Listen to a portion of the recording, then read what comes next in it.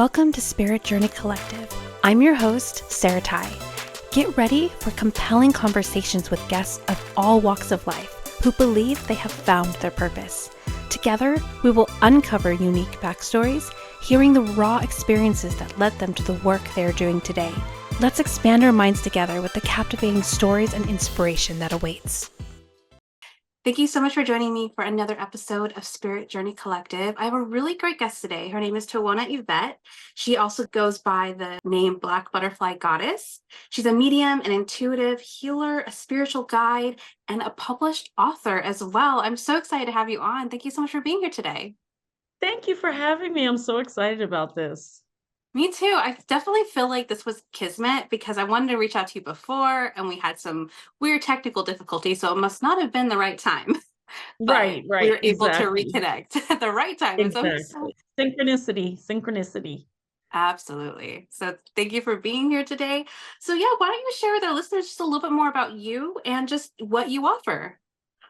Well, I am a fourth generation intuitive healer, psychic medium, spiritual guide. And when I say spiritual guide, a lot of people get confused by that part.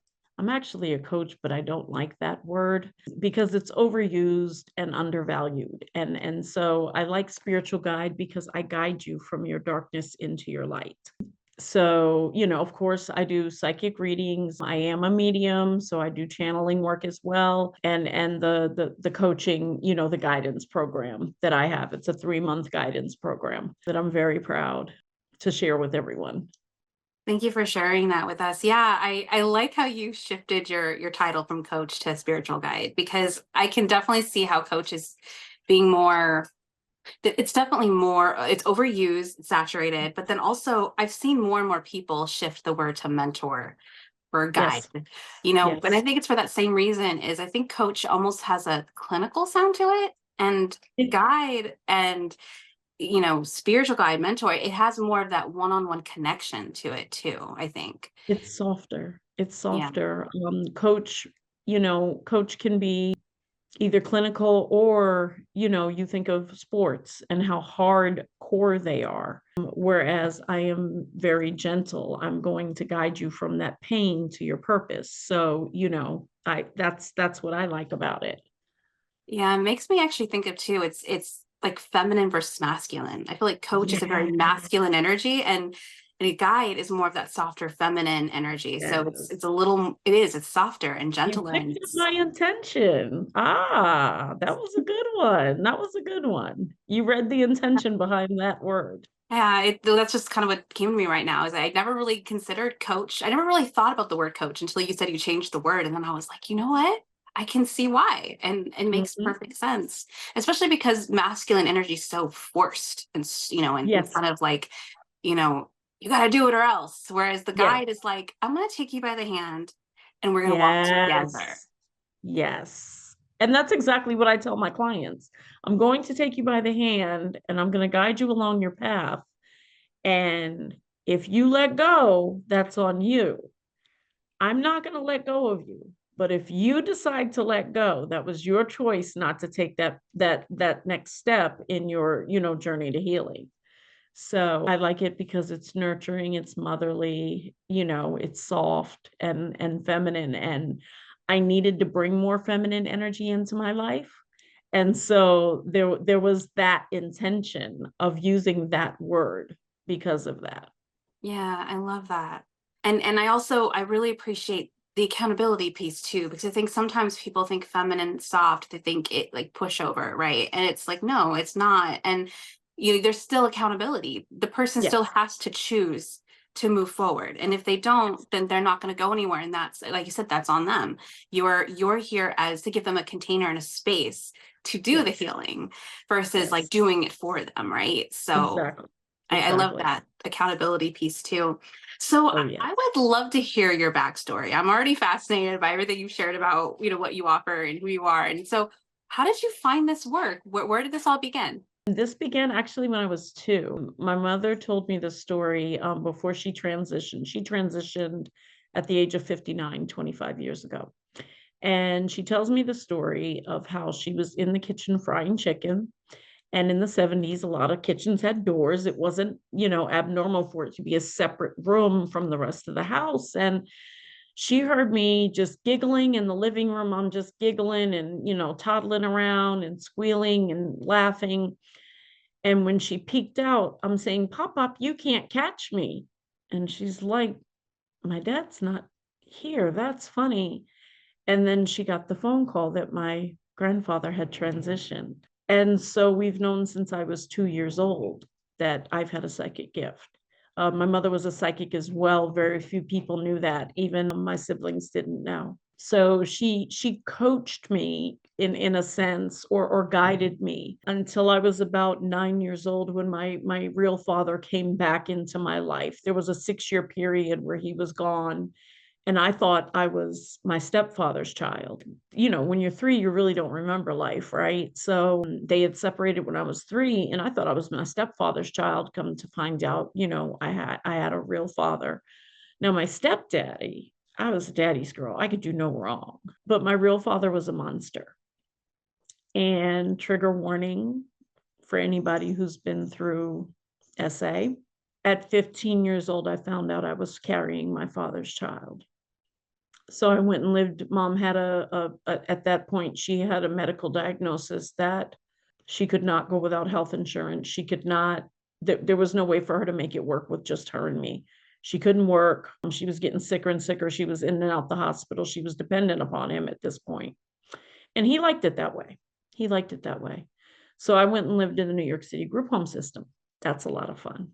I became a mother at 18 because I just wanted to know what love was. And I thought if I created love, I would always have that love.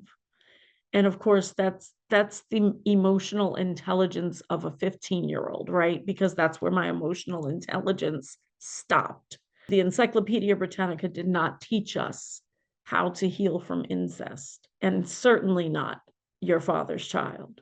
So I went through a string of bad relationships, bad marriages, and, I went through counseling and things like that, but talk therapy has never done anything for me. I'm a results person, and it just kind of looped. Okay, how do you feel? What did that feel like? What does that make you feel like? And it just looped. And I'm like, okay, we're just going in circles here.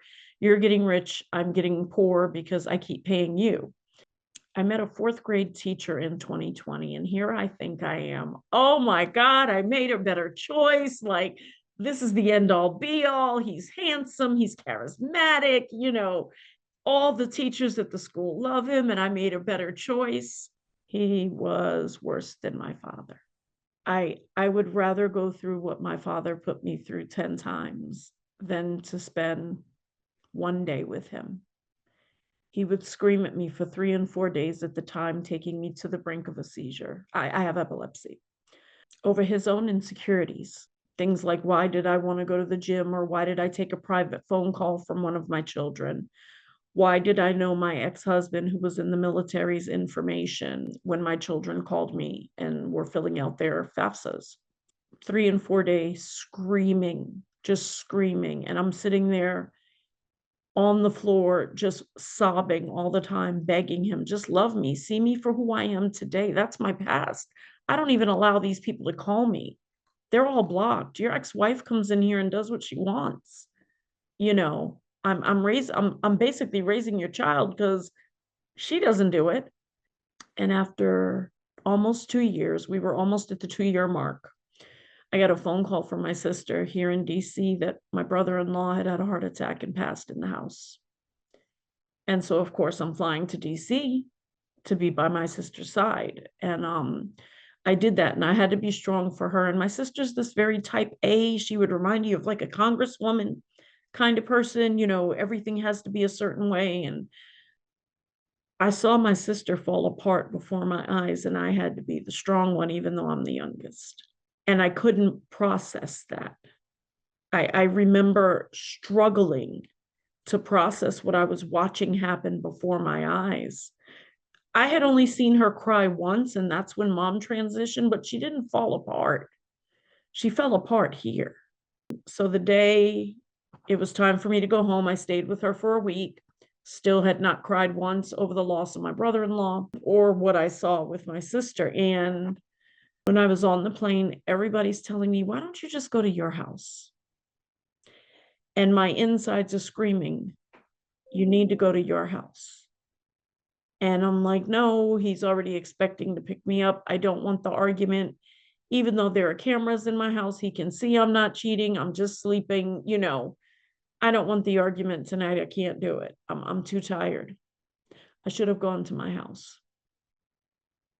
So I got in the car and I said, I forgot how great DC is for children, as far as STEM is concerned, because his son is brilliant.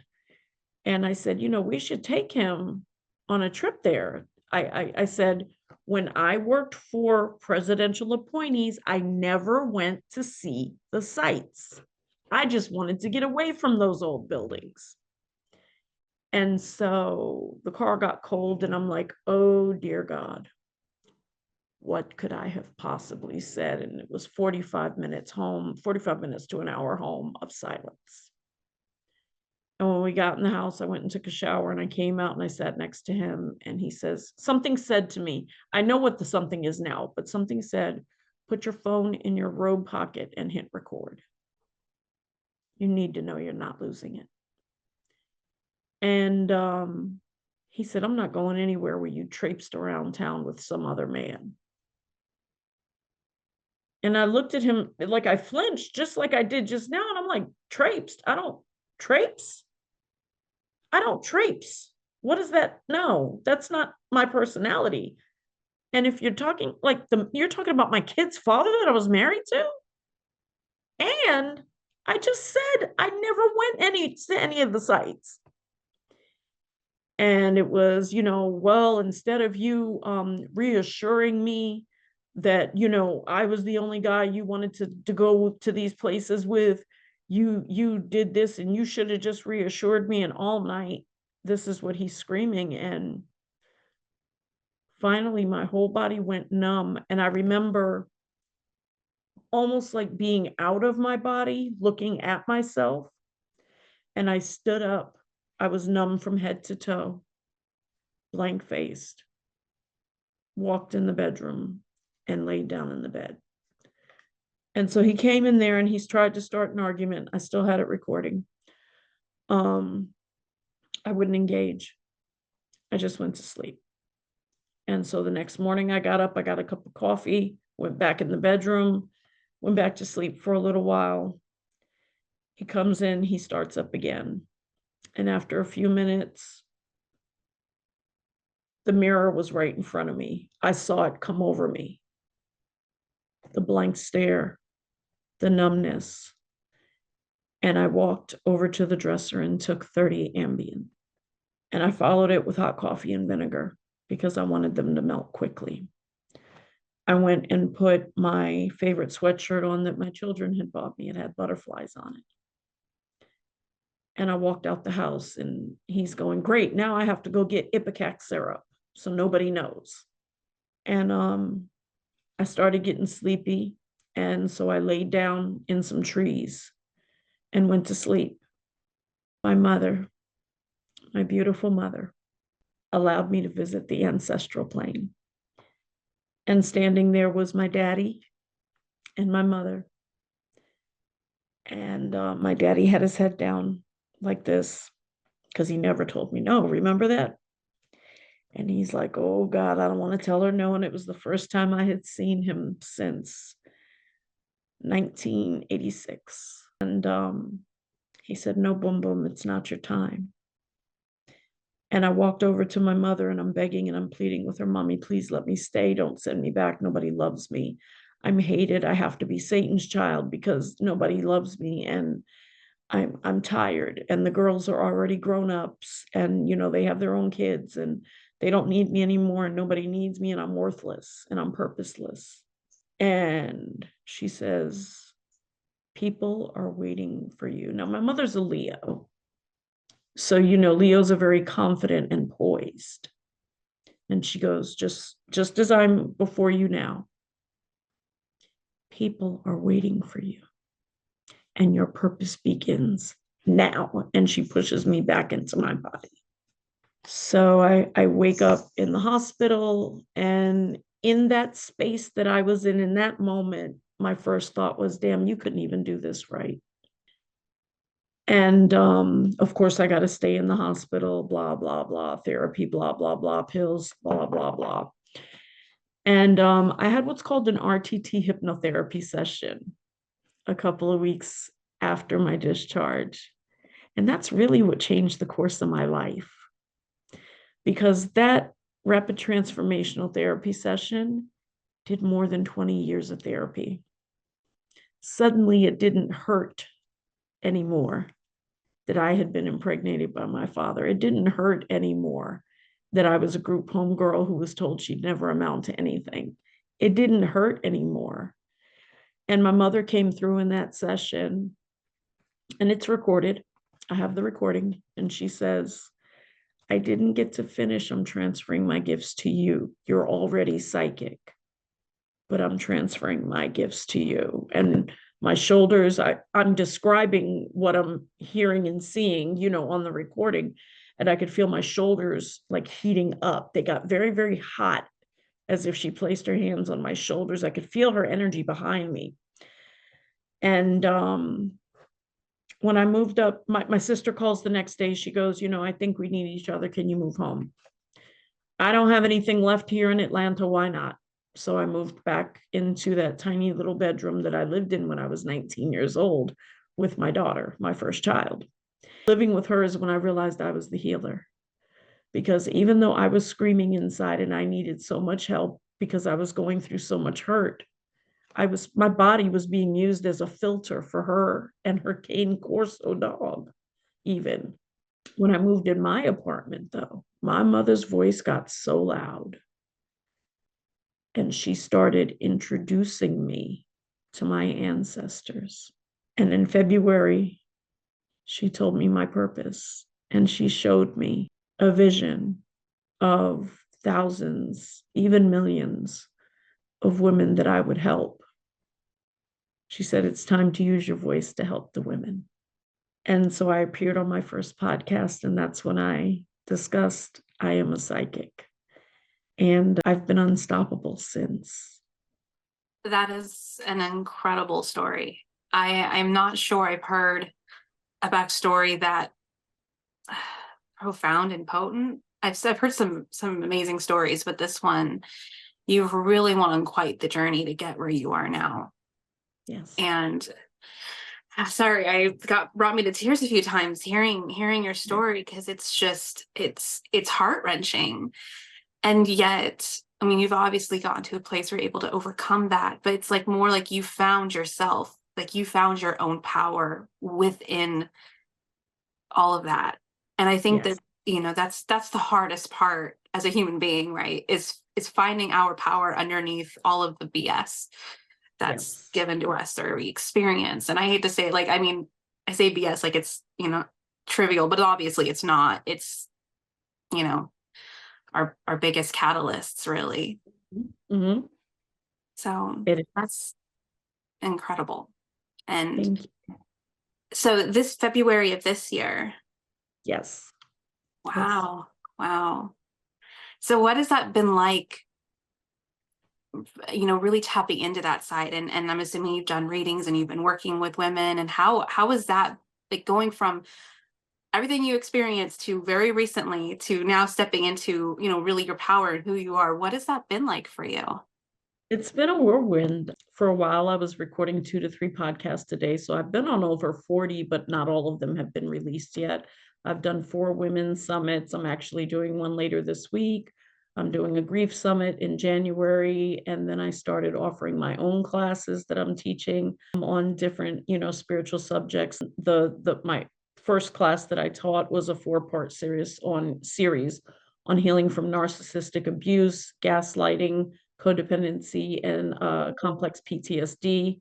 The last class of that is this Saturday. I chopped it in 4 so that people could digest it in small doses. They didn't have to feel so overwhelmed. So I offer my own classes and things like that, but I've done well over I've done thousands of readings at this point. I'm on TikTok most nights, all night, doing readings, but also I built my TikTok community so people felt seen, heard, loved, and understood.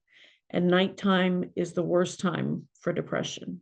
So I want those people who stumbled into my room unknowingly or just, swipe and see me talking before they enter the room to know that somebody sees them. Because my whole life, all I wanted was for somebody to say, I see you. It's less than 10 letters. So it's been a whirlwind, but I wouldn't trade it for the world. I've got so much good coming up that it's insane. And I don't even know what this lady has in store for me right now, but I know it's amazing. Yeah, your story, it's very much testament to when you fully embrace and you say yes without holding back, that's when doors open. And it's that surrender, right? I And was about to say my favorite word is surrender because I laid on my floor in December and said to my ancestors, I surrender. I'm tired. Whatever it is you want me to do, I will do. It's time to take a short break from our wonderful speaker. Are you in the need of guidance around love, career, family, life, or purpose? Embark on a spiritual journey inward with an intuitive tarot reading. Depending on what you're needing and looking for, I offer private one-on-one sessions as well as personalized email readings. It doesn't matter what the question is. A reading with me provides connection with your higher self, offering curated personal messages, or what I like to refer to as spiritual roadmaps, guiding you to the future outcome you desire. Readings are insightful and affordable. If you'd like more information or to schedule a reading with me, please see the link below. so actually that might be a really good segue. I know we had talked right before the recording and I asked if you'd be open to doing a small reading on the podcast. And you read oracles is what you were telling me, which I've told you that for me, tarot speaks to me more than oracle does. Say it was maybe a week or two ago, I was doing a podcast where I was the guest, and the guest was asking me the difference between oracle and podcast. I was trying to explain my experience of both. And so I showed her, because she didn't even know what an oracle was, which really shocked me. I thought at least most people knew what an oracle deck was. So showing Right. it to her, which made me bring out my deck, and I have the moon deck. So that's like one of the only oracle decks I bought, and I bought it a few years ago. So I'm a Cancer, and I'm almost a triple moon. I'm Cancer Sun and Cancer Moon. Oh, And wow. so I'm very Cancer, very emotional. I mean, I even have a moonstone that like I never ever take it off. It's just on my finger all the time. So I bought that around the same time I bought this ring because I'm like, I feel like there's a reason I need to have this deck, but I haven't really used it because, like I said, Oracle just doesn't speak to me as much. So after I did this podcast, I decided to just, because one of my biggest struggles lately is I feel really disconnected with like myself, with my business, with, like I know it has something to do with slowing down, but I don't know how. I'm a single parent, so I kind of feel like I only know how to hustle. So, Right. and so I was just asking, what do I need to know about my spiritual journey and my business? Like, what do I just need to know? Right. And I'm shuffling. And I'm not the type of person who usually like lets cards fly out. I usually shuffle till I feel like it's time to pull cards. While I was shuffling, this card literally flew out of my deck. And it says I surrender to the power. the power of prayer and devotion. And so I've actually kept it out. I just because I don't want to like forget that. I'm like, okay, there's a reason. Like that just felt so like obviously one of my biggest struggles. It's like, hello, So yeah, I guess speaking of surrender and speaking of this card that flew out at me and just like what I guess, what do I need to know around the card and yeah, just whatever you feel comes to you. So I don't even need the deck. Unless you want me to use it, I don't need it. Oh, you do you. Whatever Okay. feels right to you. Mom says that you're operating out of masculine energy too much. You do need to slow down. And even though you're a single mother, as she was, as I was, and we have empathy towards you because of that, there has to be some balance. You're supposed to be focusing more on your purpose and less on a job. That's someone else's purpose. A job is someone else's purpose. your business, your podcasting, the things that you were sent here to do, those are you, that's your purpose. But when you're working a job, you're working somebody else's. You're pouring energy into theirs. But even if it's 10 minutes, sit outside, surrender to the divine. There's messages that are going to come to you when you're sitting outside. It's a little bit harder for especially those who haven't learned how to use energy on the other side. My mother's a Leo. Again, she was going to make sure she got through.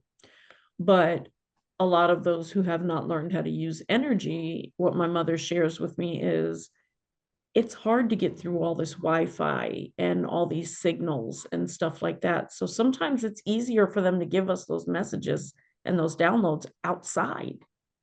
We don't spend time outside anymore. We spend so much time inside with I like literally, I've got 6 screens on my desk right now. How can my ancestors talk to me when I'm in this space? They can't. Well, I can see them now, so they can walk up to me or whatever, or tell me get off the things because they don't know the names of them.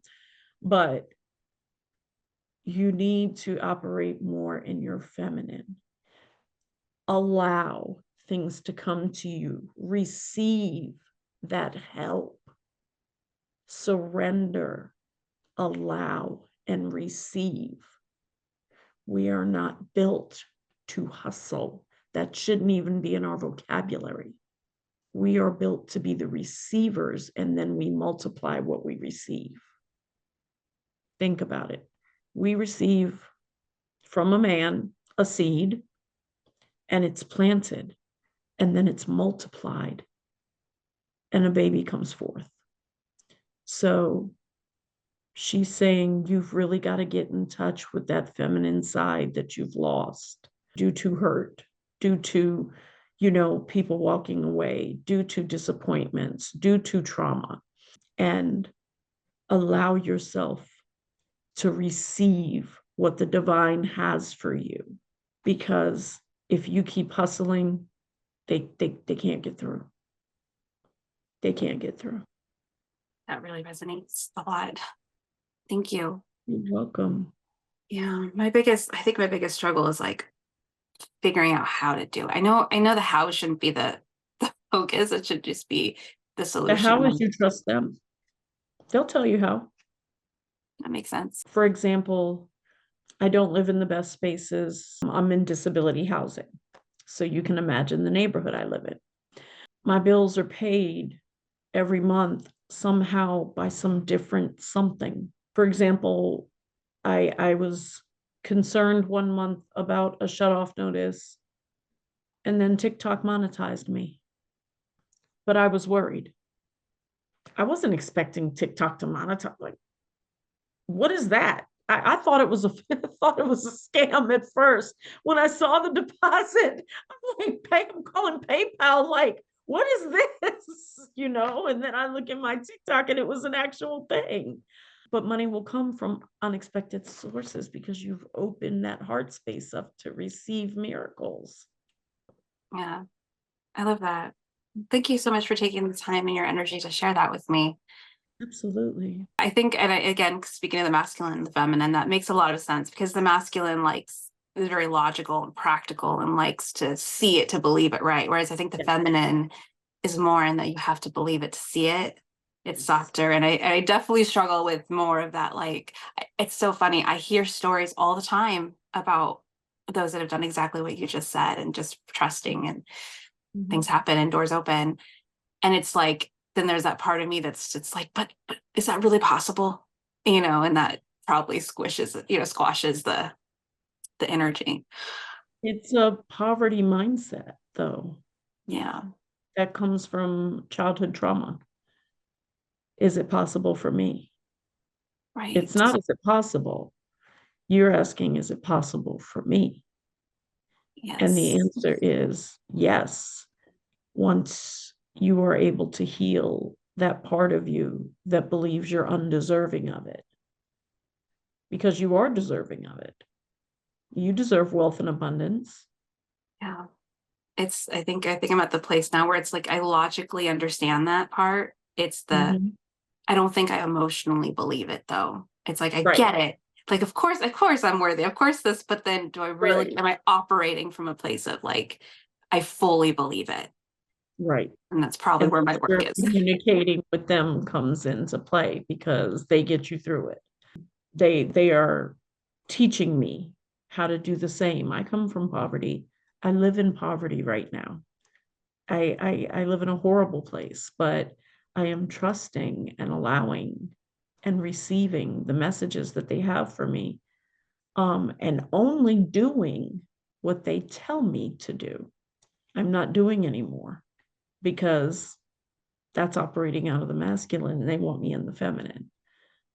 So I fully expect a miracle for me to get out of this place. I know a big miracle's coming. It's beautiful. I have a couple of friends who I watch operate from a similar place where Mhm. they ask for signs, they get the sign, then they move towards that thing. Like, I mean, physically move to a whole new place because this is where they felt called. And then seeing them flourish where they're at. I mean, there's a transition. I think that, sometimes we think, oh, we got the sign. Why isn't it perfect? Obviously we have work to do and Right, healing to do right. with transitions. But, just seeing that play out, and I knew that this person only is where they are because they were called to do this. And now I'm seeing it Right. play out. So it's really cool to witness that and Mhm. witness the surrender, right? What Yes. that looks like in action. And Yes. yeah. That surrender is very important. Yeah. It's actually it's such an important word in my life. I said I would have it tattooed somewhere because that's the day my life really changed.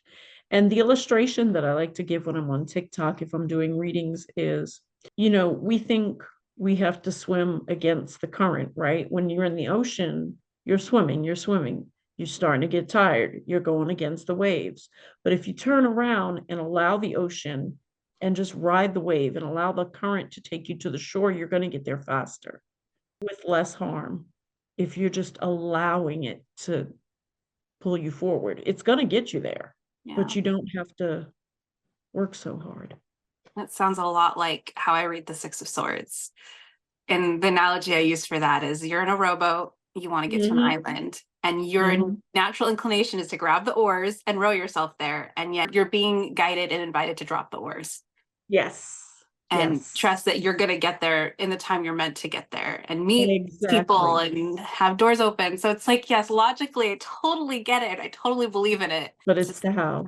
yeah, it's the how And and the how how for do I you. incorporate that into my daily? And I think I just need to surrender. I just need to hand it over. Yep. The That's how it. for you is going to come with you forcing yourself to take 10 minutes a day to yourself. Kids, this is my time. Unless, there's a major emergency, you do not bother me during this time or put them to sleep or, I'm not sure what stage they're at, but you do not bother me during this time. This is my 10 minutes outside. I spend the other 23 and, 3/4 hours with you. This is my 10 minutes. And just listen. And you might not hear anything at first. Did you hear the hawk outside? I heard something. That was a As I hawk. said, Oh, I heard yeah. it that time. I love hawks. Mhm. It's awesome. So I think that was your confirmation. You ready? Paranormal things happen around me. So I think that was your confirmation.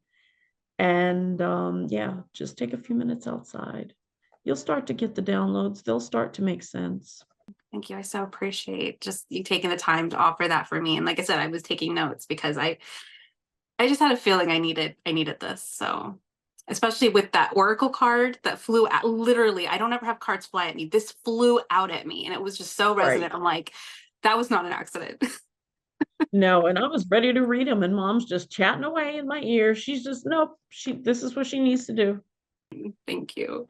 So with all that you're doing now, and I feel like I already have a feeling what your answer is going to be, but I'd still love to ask you, do you feel like you found your purpose now that stepped into the work that you're doing? Absolutely. 100%. I know it's my purpose. She told me. She showed it to me. I It's love 100% to guide others into their light from their darkness and to also be the bridge between the material and the spiritual realm.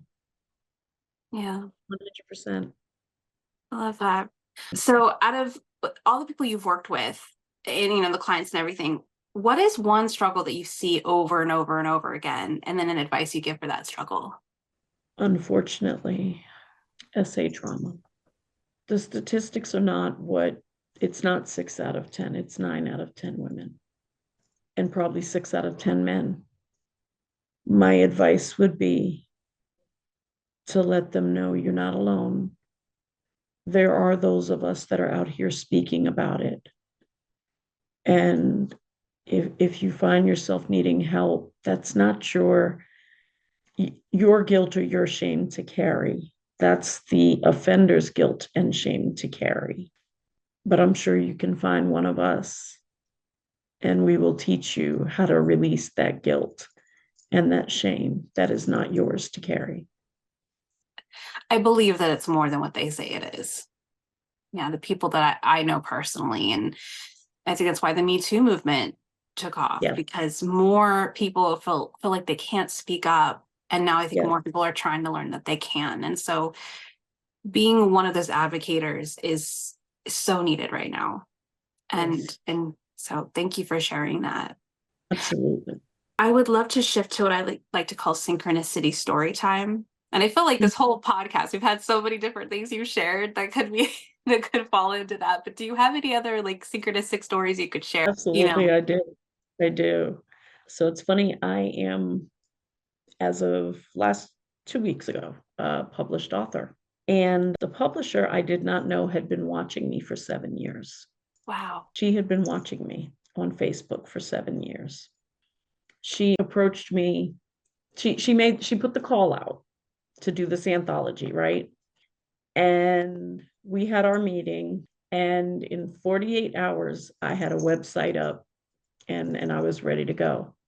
So we had our Zoom meeting, and before she sent me my contract paperwork, and she goes, "We're signing the publisher's agreements on April 8th, and that's the first mandatory meeting." And I said, "What day?" And she says, "April 8th, do you have something planned?" And I'm thinking to myself, yeah, that's the day that I hide in my bedroom with a box of tissues and 2 bags of Lay's potato chips. And I cry my eyes out because my mother's not here anymore. That's the anniversary of my mother's passing. Wow. And she kept saying, but I kept hearing a female voice saying, "You have to be in this one. You have to be in this book. You have to be in this anthology." And my mother whispers in my ear, "Now you'll never cry on that day again." And, tears started coming down my face. And when I told her what my mother said, it was almost like my mother was, it's not almost like my mother goes to people's houses, but my mother had been the one that was telling her she has to be in this one. And the name of the book is Divine Synchronicity. Oh my gosh. Well, that's a synchronicity for sure. That's amazing. Wow. Ah, gosh, all your stories, they bring me to tears. But I love the energy that you bring to things. And then, your story is it's so potent. There's so much in it, ranging from heartbreak to empowerment. I mean, it's just kind of all over the place, but leading more towards that uplifting side. And, even learning how to cope with your mom's death through divine synchronicities. Yes. Yes. And now you are in a place where, you probably can feel closer to her. I now. do. I do. I do. There are days that, I wish I had her physical presence here. She'll put her hand on my back. I can feel that if I've had a seizure or something like that. She'll lay down next to me. I can feel that. But sometimes I just wish she was here, in physical form. But I'm glad she's not in pain or sick anymore.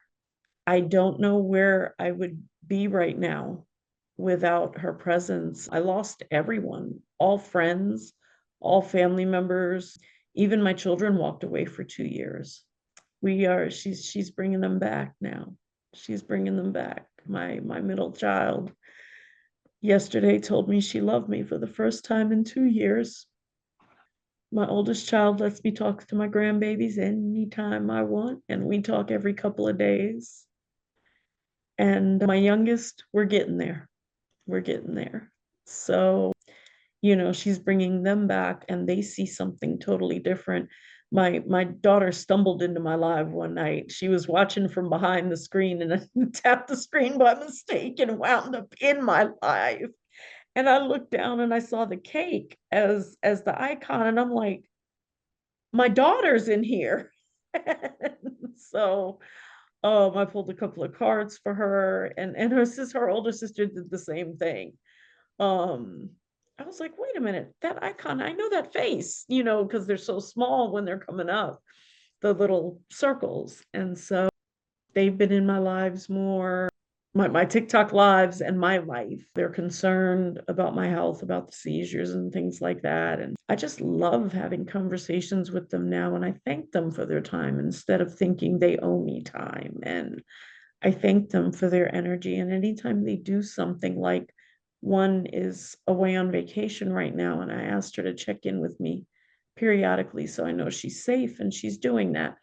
And we've been separated for 2 years. She doesn't owe me that. She's a grown woman. She pays her own bills, but she's doing that. And so all of this is beautiful to me. I'm getting my children back. And they have a different mother. They have the version of the mother that they can now be. Matter of fact, when we were on live, oh my God, it was so hard. When we went live, those of us that are in the anthology, for the publisher to announce the book. And my daughter, my middle child, texted me, I'm so proud of you. And what's crazy is on April 8th, this is the journal that came in our author's packet. And a couple of years ago, my daughter didn't have any money for Mother's Day. So she took a pack of sticky notes and balled them up and, folded them in four and stuck them in a butterfly box she was able to get from the dollar store. And I have that box here on my desk. And on April 8th, I stuck this, I love how proud I am of all you have done, sticky note in the journal that my publisher sent us. And on October 29th, she told me she was proud of me. So for people who don't believe in manifestation, it's real. And that's really all it takes. You stick something somewhere, you believe it, you leave it alone, you forget it's there, and it's going to come to you. I love that. Thank you so much for being vulnerable and sharing all of that. Absolutely. I share that I failed my children miserably. I share that I messed up on any podcast. I'm actually doing a special on that in January. So where my daughter and I are going to be part of a panel discussion with two other failed parent-child relationship couples. I'm the one who thought of having the panel discussion and went to a producer for it. And he said, let's do it. I feel like our children's voices need to be heard, and we're not honoring their truth. We're making excuses as to why we did things. They don't want to hear the excuses. They want to hear, I failed and I messed up. Can we start here? Because I'm a different person. As a child to an abusive alcoholic, that's 100%. That's the reason why I don't have a relationship with him. But if he could come to me with that kind of vulnerability, maybe there's something that could be done about it. I've received probably 15 emails from young people saying the same thing, that, and on TikTok Live, a lot of the young ladies express, thank you for being so, willing to say those things, because my parents will never say it. And I think as Gen X, we need to do better. We were a traumatized generation pushing our trauma onto our children. And we owe you all that space to honor your truth, because it's yours. It doesn't matter that it's not our truth. What matters is it's yours, and we owe it to you to hold it and to honor it and to change whatever aspect of ourselves that it is that caused that hurt. You deserve it. You can't say you love your children and you're not willing to be accountable to them. Yeah. It's being able to acknowledge that their experience and their feelings are real, even if that was never the intention. And just holding Exactly. space for that lets them feel seen and heard. Yes, exactly. I told all of my children separately, I failed you and I effed up. And if you choose not to allow me in your life, I would deserve that. But if you choose to allow me in your life, I will show you I am not the mom you knew. So beautiful. If our listeners want to work with you, how can they find you? Black Butterfly Goddess on everything. Website, social media, Black Butterfly Goddess. Perfect. I will be sure to put that in the show notes so that way they can find you. And how can they find your book? It's Inspired Living Publishing is the publisher. It's on Amazon, but it's also on the publishing website. And right now there's like 50 free downloads that you get if you order it through the publishing website. So you get all these great like meditations and affirmation posters and all these positive healing things if you order it through the publishing website.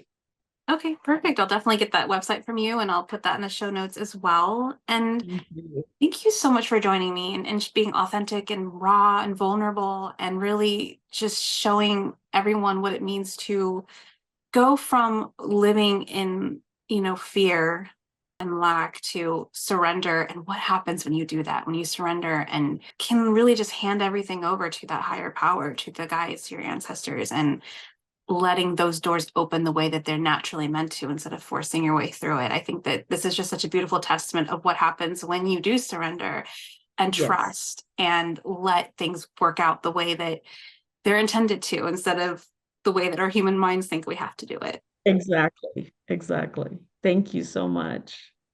Thank you for joining me on another inspiring episode. Remember, your purpose is a unique and unfolding path. I hope these conversations have ignited a spark within you. Until next time, keep exploring, growing, and embracing the beautiful adventure of connecting with your purpose. Stay tuned for more meaningful conversations. If you enjoyed the episode today, don't forget to like, share, and subscribe. And thank you for joining me on this journey.